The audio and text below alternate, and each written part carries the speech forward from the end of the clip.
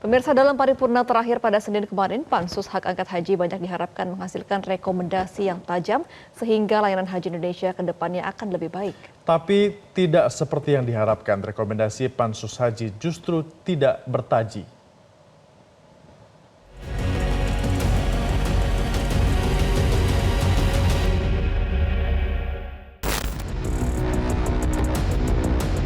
Rapat paripurna periode 2019-2024 yang digelar hari Senin 30 September 2024 menjadi rapat paripurna terakhir bagi DPR RI periode 2019-2024. Pasalnya, pada hari Selasa 1 Oktober anggota DPR periode 2024-2029 sudah dilantik. Salah satu yang mewarnai rapat paripurna terakhir DPR periode 2019-2024 adalah laporan Panitia Khusus atau Pansus Angket Haji DPR RI. Pansus telah melakukan penyelidikan dengan meminta keterangan dari sejumlah pihak seperti dari Kemenak, penyelenggara ibadah haji khusus atau PIHK, jemaah haji, serta melakukan kunjungan lapangan baik di dalam maupun luar negeri. Pansus Angket Haji menghasilkan 9 kesimpulan dan 5 rekomendasi. Temuan-temuan tersebut disampaikan Ketua Pansus Angket Haji, Nusron Wahid pada rapat paripurna terakhir DPR RI. Di antara temuan Pansus adalah dugaan ketidakpatuhan Kemenak terkait alokasi kuota untuk haji khusus, yakni sebesar 8% dari total kuota haji Indonesia. Panitia angket mendorong penguatan peran lembaga pengawas internal pemerintah seperti Inspektorat Jenderal Kementerian Agama dan BPKP agar lebih detail dan kuat dalam mengawasi penyelenggaraan haji. Manakala membutuhkan tindak lanjut, dapat melibatkan dan bekerja sama dengan pengawas eksternal seperti Badan Pemeriksa Keuangan dan aparat penegak hukum. 5. Pansus mengharapkan pemerintah mendatang agar dalam mengisi posisi Kementerian Agama dengan figur yang menganggap lebih cakap dan kompeten dalam mengakomodir, mengatur dan mengelola penyelenggaraan ibadah haji. Dari temuan dan rekomendasi yang ditemukan Pansus Haji, terlihat ada pelunakan jika dibandingkan dengan semangat awal pembentukan Pansus. Sejatinya, pembentukan Pansus Haji bahkan sudah panas sejak awal. Ketua Umum PBNU Yahya Khalil Stakuf menilai pembentukan Pansus Haji adalah upaya menyasar dirinya melalui Menteri Agama Yakut Khalil Qaumas yang tak lain adalah adiknya.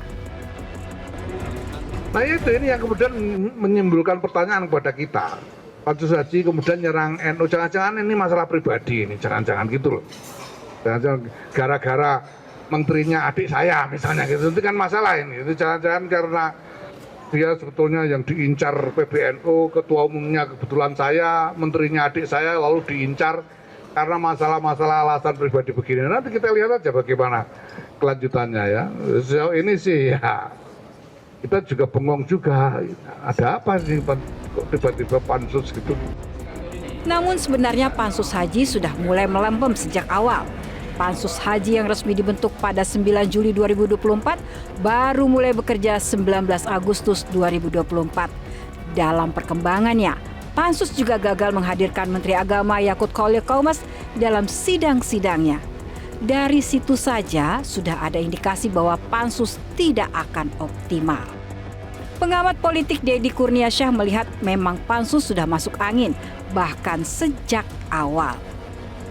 Maka jelas kan itu bisa saja ada upaya penghalusan, ya tentu dalam bahasa sederhana jangan-jangan di Pansus Haji ini memang komitmennya sudah terganggu, salah satunya dengan istilah-istilah masuk angin misalnya.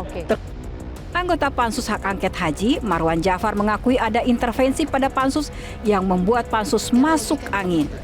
Dampaknya, redaksional dari rekomendasi Pansus menjadi diperhalus. Saya kan beberapa hari yang lalu mengatakan bahwa memang ada intervensi kanan kiri, memang itu ada, terasa banget dan ada. Oleh karena itu hasilnya ya memang sebetulnya kalau kita cermati secara substansial itu hampir cukup mengena semua. apa yang di dalam rekomendasi ini. Meskipun saya katakan tidak setegas, setransparan, dan diksi yang dipakai pun juga tidak setegas yang kita harapkan. Itu memang iya. Dan misalnya ambil contoh misalnya soal aparat penegak hukum.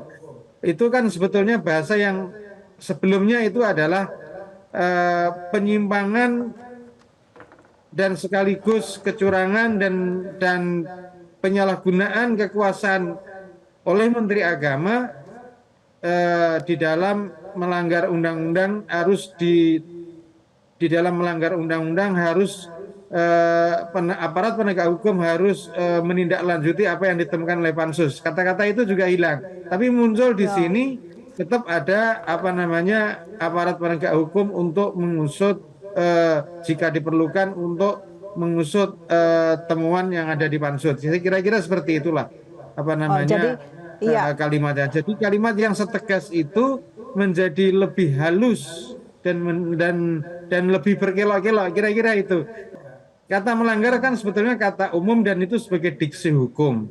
Tiba-tiba diganti misalnya ketidakpatuhan, itu kan ya substansinya mungkin sama ya, tetapi frasanya berbeda. Saya kira begitu.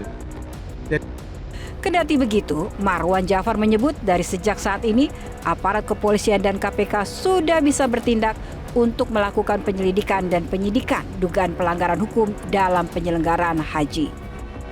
Ya tidak hanya pemerintah berikutnya sebetulnya dari sekarang pun juga aparat penegak hukum sudah bisa menindaklanjuti temuan dari Pansus ini, begitu Mbak. Ya. Jadi tidak harus pemerintah yang akan datang, tidak. Dan saya kok punya feeling ya aparat penegak hukum terutama misalnya sambil contoh misalnya KPK kok sudah bekerja sedang melihat-lihat, kira-kira begitulah. Saya punya feeling seperti itu. Tetapi tidak harus menunggu pemerintahan yang akan datang karena aparat penegak hukum ini kan jalan terus, tidak tergantung kepada pemerintahan sekarang atau pemerintahan yang akan datang.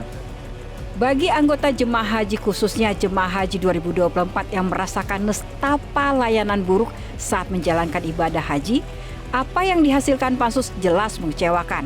Yang terpenting saat ini adalah bagaimana ke depan. Layanan haji jauh lebih baik dan hal itu tidak akan terjadi jika para terduga pelaku pelanggaran itu tetap dibiarkan bebas tanpa diusut. Jelajahi cara baru mendapatkan informasi. Download Metro TV Extend sekarang.